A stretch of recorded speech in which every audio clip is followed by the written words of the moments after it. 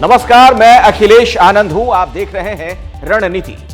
और आज news maker है कोई एक चेहरा नहीं बल्कि दो चेहरे, बीजेपी सांसद अनुराग ठाकुर और दिल्ली के पूर्व सीएम केजरीवाल आज मीडिया के सामने आए। दोनों ओर से आरोपों की बारिश देखने को मिली। जहां अनुराग ठाकुर ने दिल्ली की आप सरकार पर 2026 करोड़ रुपए के घोटाले करने का आरोप लगा दिया, तो दूसरी ओर अरविंद केजरीवाल ने दावा यह किया कि दिल्ली में बीजेपी विवादित बयान देने वाले रमेश बुधिड़ू को सीएम का चेहरा बनाने जा रही है। तो आज दोनों तरफ से चल रहे आरोप प्रत्यारोप और दिल्ली चुनाव की हर छोटी बड़ी खबर से आपको रूबरू करवाएंगे। बीजेपी ने आम आदमी पार्टी पर फिर से करारा हमला बोला है और आम आदमी पार्टी पर 2026 करोड़ रुपए के घोटाले का आरोप लगा दिया। तो आपने भी बीजेपी पर वोटर लिस्ट घोटाला करने की तोहमत मढ़ दी है। दिल्ली विधानसभा चुनाव की जंग तब और तल्ख हो गई जब बीजेपी ने एक बार फिर आम आदमी पार्टी पर जोरदार हमला बोला। बीजेपी सांसद अनुराग ठाकुर ने आप पर 2026 करोड़ रुपए का घोटाला करने के आरोप लगाए। ये यात्रा जो 10 वर्षों की है वो घोटालों की है और आपके पाप की है। एक ऐसी सरकार जिसके 8 मंत्री जेल में गए, 15 विधायक जेल में गए, एक सांसद जेल में गया, जिसका उप मुख्यमंत्री और मुख्यमंत्री भी जेल में। वहीं आम आदमी पार्टी की ओर से भी बीजेपी पर वोटर लिस्ट में घोटाला करने का आरोप लगाया गया है। चुनावी फ्रॉड करके, घोटाला करके, वोटर लिस्ट में घपला करके, vote deletion, vote addition, vote shifting करा के चुनाव जीतना चाहती है। फर्जीवाड़ा फ्रॉड केंद्रीय मंत्री से लेके सांसद तक कर रहे हैं। दिल्ली विधानसभा चुनाव के ऐलान के बाद से ही आप और बीजेपी में आरोप प्रत्यारोप की जंग अब और तेज होती दिख रही है।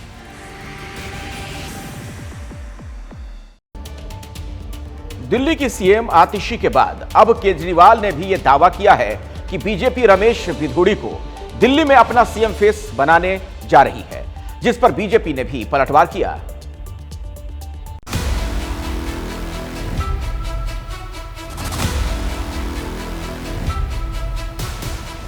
दिल्ली विधानसभा चुनाव को लेकर बीजेपी और आम आदमी पार्टी आमने सामने है। जहां अरविंद केजरीवाल ने सीएम आतिशी के दबाव को सही बताया है और उन्होंने भी दावा कर दिया है कि बीजेपी विवादित बयान देने वाले रमेश बिधूड़ी को दिल्ली में अपना सीएम चेहरा बनाने जा रही है।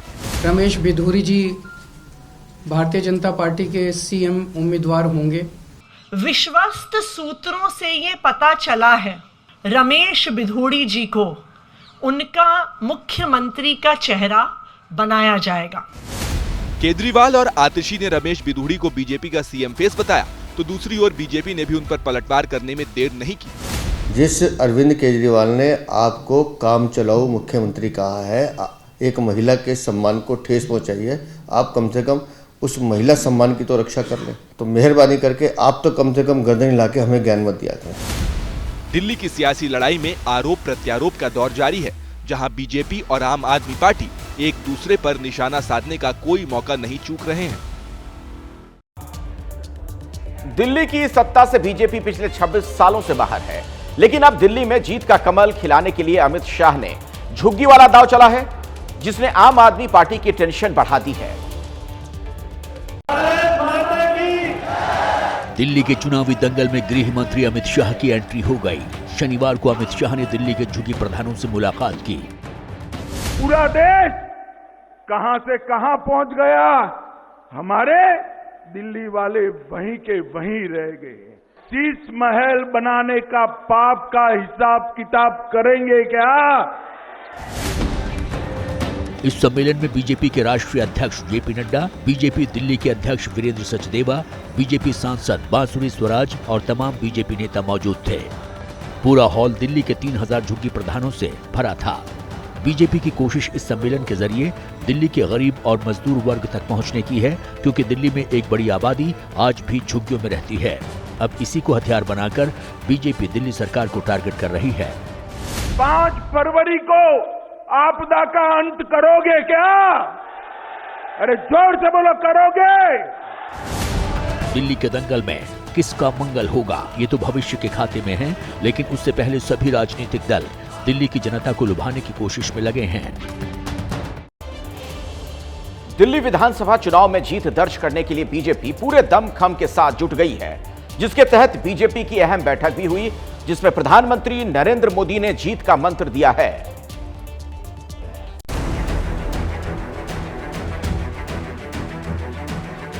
इस बैठक में प्रधानमंत्री नरेंद्र मोदी ने एक बार फिर से नेताओं को संबोधित किया और उन्हें जीत का मंत्र दिया।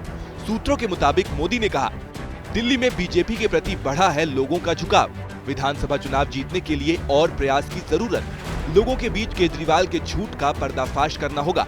लोगों को आप और उसके नेताओं की असलियत बतानी होगी। दिल्ली चुनाव को लेकर प्रधानमंत्री नरेंद्र मोदी ने भाजपा नेताओं को दिया जीत का मंत्र। कहा, अभी और प्रयास करना जरूरी है। साथ ही अरविंद केजरीवाल और आम आदमी पार्टी के झूठ का पर्दाफाश करना भी उतना ही अहम। प्रधानमंत्री नरेंद्र मोदी को अच्छी तरह से पता है कि दिल्ली का रण जीतने के लिए कौन सी रणनीति बीजेपी के लिए सबसे ज्यादा कारगर साबित होगी। ऐसे में उन्होंने बीजेपी नेताओं को जीत का मंत्र भी दिया है और नसीहत भी दी है, ताकि इस बार दिल्ली के चुनावी रण में बीजेपी आम आदमी पार्टी को पटखनी देने में कामयाब हो सके। दरअसल दिल्ली विधानसभा चुनाव की जंग तल्ख होती जा रही है। एक बार फिर से बीजेपी ने पोस्टर और वीडियो जारी कर केजरीवाल पर हमला बोला है। दिल्ली में भले सर्दी हो, लेकिन सियासी जंग दिल्ली की फिजा की तपिश बढ़ा रही है, जिसमें बीजेपी ने फिर से केजरीवाल पर बड़ा हमला बोलते हुए एक वीडियो जारी किया है, जिसमें केजरीवाल और उनके शीश महल पर निशाना साधा गया है। वहीं बीजेपी ने पोस्टर भी जारी किया है। पोस्टर में लिखा है कि दिल्ली ने ठाना है कि शीश महल वाले आपदाए आजम को भगाना है। बार बार जो हम विषय उठा रहे थे कि शराब की दलाली में अरविंद केजरीवाल शामिल है और शराब मंत्री मनीष सिसोदिया ने जिस तरह से इस नीति को बनाया है, ये एक बहुत बड़ा घोटाला है। और शराब की नीति का मतलब सीधा सीधा यही था कि अरविंद केजरीवाल ने वो 2026 करोड़ का घोटाला जो सीएजी की रिपोर्ट बता रही है, ऐसी जानकारी आई है, वो सीधा सीधा शीश महल पर लगाया हुआ वही भ्रष्टाचार का पैसा है। बीजेपी ने आप पर तंज कसने वाला एक और वीडियो भी जारी किया है, जिसमें केजरीवाल और उनके साथियों को शराब की खिलाड़ी बताया गया है।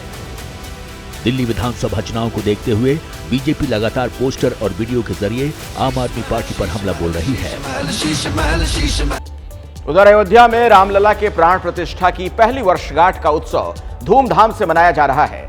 इस मौके पर सीएम योगी ने रामलला की आरती उतारी, तो प्रधानमंत्री मोदी ने इसे नए कालचक्र का उद्गम बताते हुए बधाई भी दी।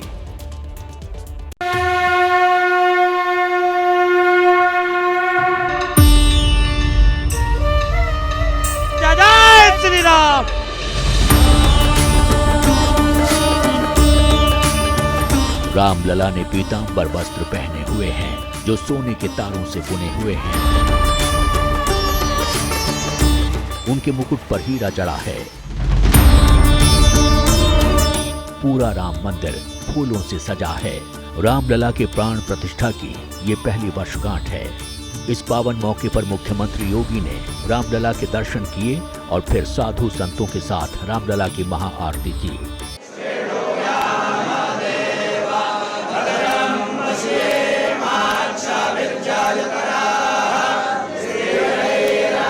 जिसमें देश भर के 170 संत धर्माचार्य शामिल हुए। 500 वर्षों का इतिहास और ये इंतजार, जिनकी दूरदर्शिता से संपन्न होकर के आज इस गौरव की अनुभूति हम सबको, हर राम भक्त को करा रही है। रामलला की प्राण प्रतिष्ठा की पहली वर्षगांठ पर प्रधानमंत्री नरेंद्र मोदी ने देशवासियों को बधाई दी और इसे नए काल चक्र का उद्गम बताया। ये कैलेंडर पर लिखी एक तारीख नहीं, ये एक नए काल चक्र का उद्गम है।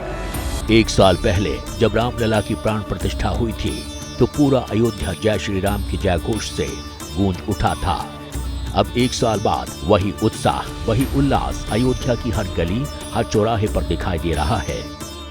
मैं इस वक्त मुख्य जो मंदिर का जो मुख्य गेट है वहां पर मौजूद हूं। आप देखिए किस तरीके से भव्यता के साथ यहाँ चीजें जो है वो सजाई गई हैं। लिखा गया है श्री रामलला जी प्रथम प्रतिष्ठा द्वादशी समारोह और श्री राम जन्मभूमि तीर्थ क्षेत्र आप सभी का हार्दिक स्वागत करता है। फूलों से पूरा जो मंदिर का जो द्वार है वो सजाया गया और आज हमारी मनोकामना पूरी हो गई और हम योगी और मोदी जी को बहुत बहुत धन्यवाद करते हैं कि ऐसा ही सनातन का झंडा लहराते रह जाए। जय श्री राम। राम से भाई मिल जाएगा, पहले लक्ष्मण खुद बनो। दशरथ सा धनवान नहीं पीता, फिर भी रिश्तों की इज्जत करो। रिश्तों की जड़ को पानी तो परिवार से जाएगा। मेरी राम की अयोध्या से तेरा भी जीवन जगमगाएगा। बता दें कि रामलला की प्राण प्रतिष्ठा पिछले साल 22 जनवरी को हुई थी। पौष माह की शुक्ल पक्ष की द्वादशी तिथि थी, लेकिन हिंदू पंचांग के हिसाब से 2025 में ये संयोग 11 जनवरी को बन रहा है। ऐसे में तारीख की बजाय हिंदू पंचांग को देखते हुए राम मंदिर की पहली वर्षगांठ 11 जनवरी को मनाई जा रही है।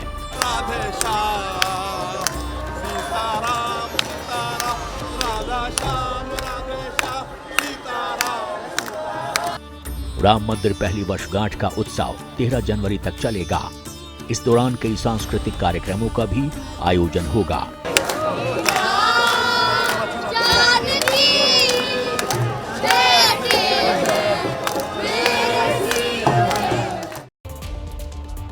और अब एक दुखद खबर कन्नौज से खबर है, जहां पर रेलवे स्टेशन पर लेंटर गिर गया।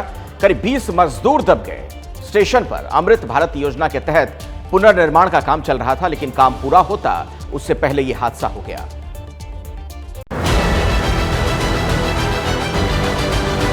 चारों तरफ मलबा पड़ा है, चीख पुकार मची है। कई घायल मजदूर जमीन पर पड़े हुए हैं, जिन्हें इस मलबे से निकाल लिया गया है।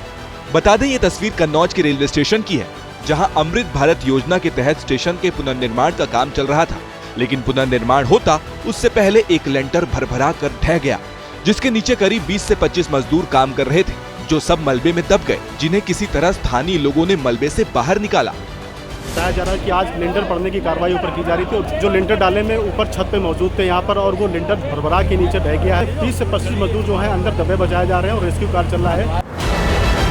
ये जो डॉक्टर और पुलिस की टीम आप तस्वीरों में देख रहे हैं, ये हादसे के काफी देर बाद की है, क्योंकि हकीकत ये है कि हादसे के वक्त दबे हुए मजदूरों की मदद के लिए कोई नहीं था। तस्वीरों में देख सकते हैं कि घायल मजदूरों को ऑटो और ई रिक्शा में भरकर इलाज के लिए ले जाया जा रहा है। बता दें कि जब सीएम योगी ने हादसे का संज्ञान लिया, तब अधिकारियों की टीम घटनास्थल पहुंची, लेकिन सवाल ये है कि इतनी बड़ी योजना से जुड़े काम में यह हादसा कैसे हो गया। फिलहाल मामले की जांच चल रही है। इसी खबर पर कुछ और जानकारी, कुछ और अपडेट के लिए सीधे मैं आपको लिए चलता हूं। मेरे सहयोगी वीरेश इस वक्त हमारे साथ मौजूद हैं। वीरेश, कुछ और भी पता चल पा रहा हो इस घटना को लेकर, वजह वगैरह कुछ जानकारी मिल पाई हो? इस घटना में अभी तक 26 लोगों को हॉस्पिटलाइज कराया जा चुका है, कुछ लोगों को डिस्चार्ज किया जा चुका है, और साथ ही साथ जो विजेंद्र पांडियन हैं, मंडलायुक्त कानपुर, वो खुद यहाँ मौजूद हैं। जोगिंदर कुमार जो आईजी हैं वो खुद मौजूद हैं। सुभ्रांशु शुक्ला जो यहाँ के जिलाधिकारी वो खुद मौजूद हैं, और उनका ये कहना है कि हादसे में अभी किसी की मौत की खबर नहीं है। ये एक सुखद खबर आ रही है, लेकिन दुखद खबर ये है कि 26 लोग लगभग अभी तक घायल बताए जा रहे हैं। जो राहत और बचाव का काम है वो तेजी से चल रहा है। एसडीआरएफ इटावा की टीम और लखनऊ की टीम पहुंच गई है, एनडीआरएफ की टीम पहुंचने वाली है, जेसीबी और तमाम जो यहाँ के नगर पालिका के लोग हैं वो लगे हुए हैं, और पुलिस प्रशासन, जिला प्रशासन मौके पर मौजूद है। और ये दावा किया जा रहा है कि इस घटना में अभी तक किसी की मौत नहीं हुई है, और उम्मीद भी ये जताई जा रही है कि मौत की घटना ऐसा सामने नहीं आ रहा है। 3 लोग गंभीर रूप से घायल हैं, 26 लोगों को हॉस्पिटलाइज किया जा चुका है कन्नौज मेडिकल कॉलेज में, जिला चिकित्सालय में, आसपास के सीएचसी, पीएचसी में। लेकिन जो राहत और बचाव का काम है वो आप देख सकते हैं टेलीविजन स्क्रीन पर तेजी के साथ नजर आ रही है। वीरेश, इस पर नजर बनाकर आप रखिएगा, कुछ और अपडेट होगा आगे मैं दोबारा आपके पास लौटूंगा। फिलहाल बहुत बहुत शुक्रिया।